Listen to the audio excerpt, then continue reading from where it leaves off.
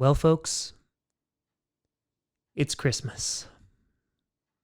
A time of giving and joy and laughter. And I know that there are a lot of people out there right now who are not experiencing that. Maybe you're unable to see friends and family. It's been a trying year. And so I wanted to take this time on this day to invite you. Come on. Come and sit by the fire as I absolutely rip apart clickbait garbage.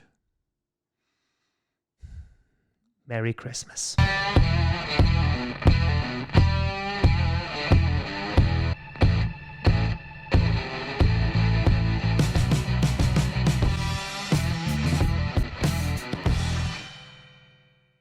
Grossi Posse Packer Nation.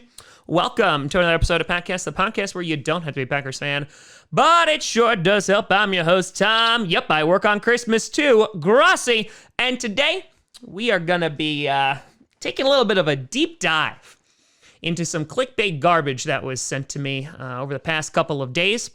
And if you don't know what I'm referring to, let me illuminate you, my friends.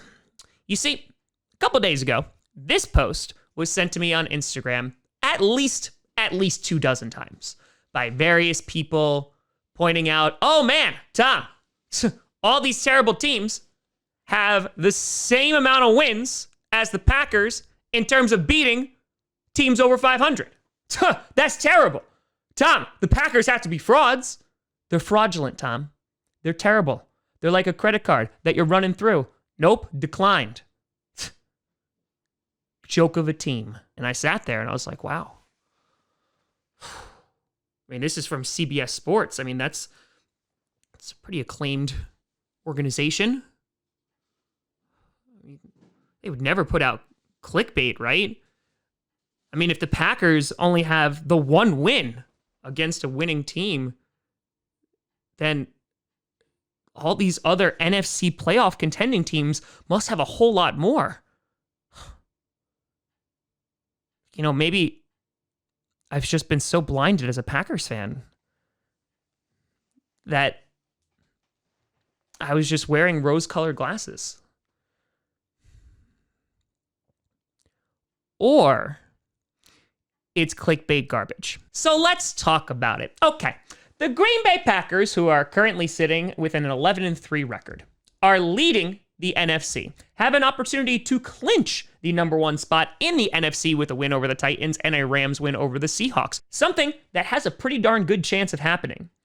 And so, of course, now everyone is going to get their pitchforks out and their torches, and they're going to go, oh, the Packers are doing well? Well, buddy, that's not going to stand.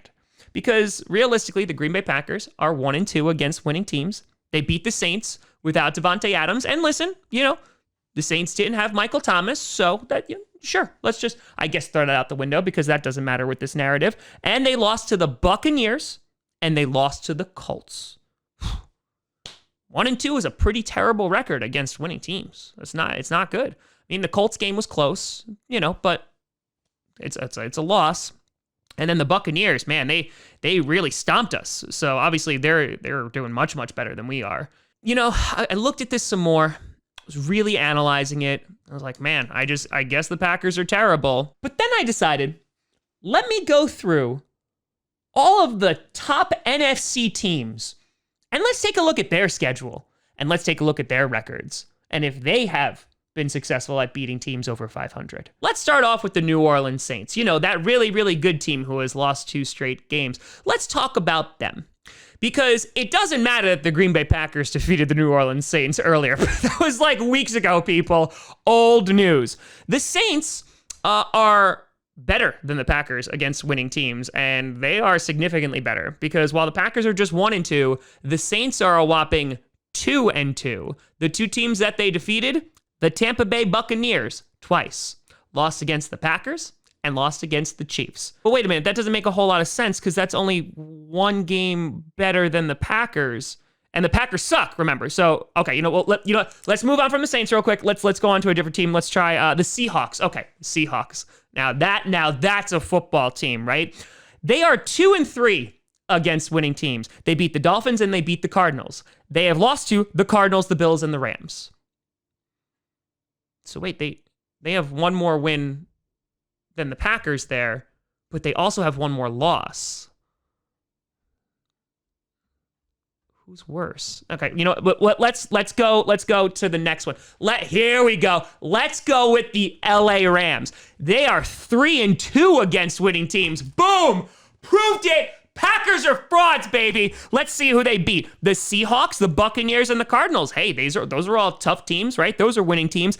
And they've lost to the Bills, the Dolphins. Oh yeah, and the Jets. Are we really going to continue to pretend that this is anything other than clickbait garbage? Because if these stats actually meant a single thing, then the Rams would be technically a better team than the Green Bay Packers, who lost to the Jets. The Jets! But that's okay, Tom. It's all right. It's Christmas spirit. We got to be happy. We got to be festive. Let's look at the Buccaneers. They beat the Packers, and now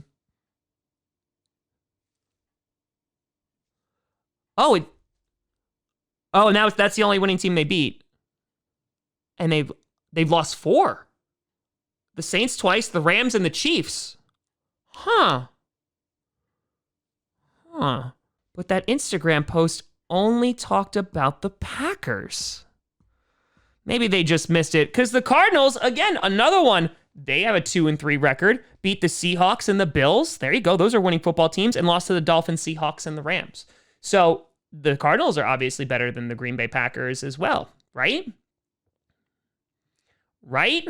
And I think it's also important to realize, too, that there are only 6 winning freaking fracking teams in the NFC, people. 6. There's 16 teams in the NFC. 6 of them have winning records. But that's the Green Bay Packers' fault, right? Yeah, that's exactly what it is. That's 100%. Because I forgot that the Packers have to pick their schedule in the beginning, and they're like, oh, give us all the crap teams, right? Because it's them, it's the Steelers, right? They collude. They collude, and they're like, hey, NFL, make sure you give us an easy schedule, huh? All right, because we got to make sure that this whole thing is rigged. Because obviously what this shows is that the Green Bay Packers are the biggest frauds in the NFL. Easy, right? Because right now, listen to this stat. In points per game, they're only first in the NFC. They're only first in the NFC at number 3 in the entire NFL. Garbage. And then in yards per game, listen to this.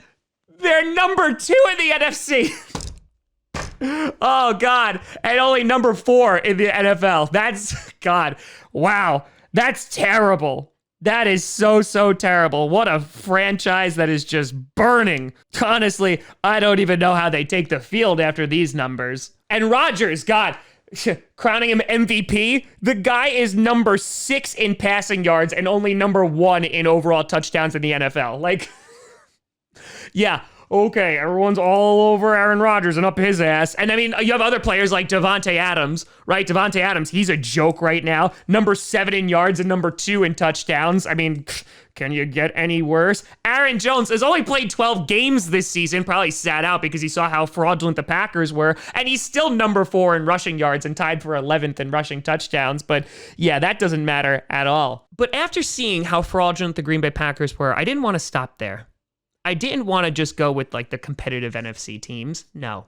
Let's take a look at some others. The Bengals, they have 2. They have 2 wins against teams over 500. Yeah, the Titans and the Steelers. Woo! Can't wait to see the Bengals in January. And I wanted to show the NFC some love too, because the 49ers, they swept the Rams. They have 2 wins over winning teams. So yeah, Packers, you're literally equivalent to the 49ers. That you beat. So to summarize all of this, I think what we've learned today is Instagram posts, especially by top tier news organizations, really dive deep into their stuff and in no way, shape, or form put out any clickbait whatsoever. Because when you look at all these contending teams in the NFC, you can see no one is nearly as bad as the Green Bay Packers. So I look forward to the NFL doing the right thing and stripping the Packers of their NFC divisional title. And God forbid they were able to beat the Titans, probably by paying the refs off. If they were able to do that, in which then they would be 2-2 against winning teams, which is still terrible because, as we talked about, the Rams 3-2. Hello. I hope that the NFL has the wherewithal not to allow the Packers to have a bye week because, honestly, they don't deserve it. So remember, folks, none of this garbage matters. The only thing that matters is getting to the playoffs. So we'll see you there. Well, not all of you. But let me know what you think down in the comments below. You can always find me at TomGrossiComedy.com or at TomGrossiComedy on all social media. See down below. Check out podcasts on SoundCloud, iTunes, Google Play Music, Spotify, and of course YouTube. And a big shout and thank you to all the patrons over at patreon.com/TomGrossiComedy and the YouTube members. But thank you so much for watching. Thank you so much for sending me this wonderful, wonderful post. It really has opened my eyes, and I am now enlightened. Thank you so much for watching. A very Merry Christmas to those who are celebrating. I'm Tom Grossi, and as always, go Pack Go. Is it off? Okay, good. If I get this crap sent to me one more time, I'm in a basement. I'm in a basement in my house. In my house. My lights were made out of PVC like 6 months ago. And I'm putting more thought and more research into this dumbass video than they're putting out on their damn Instagram. This is Christmas. Whew.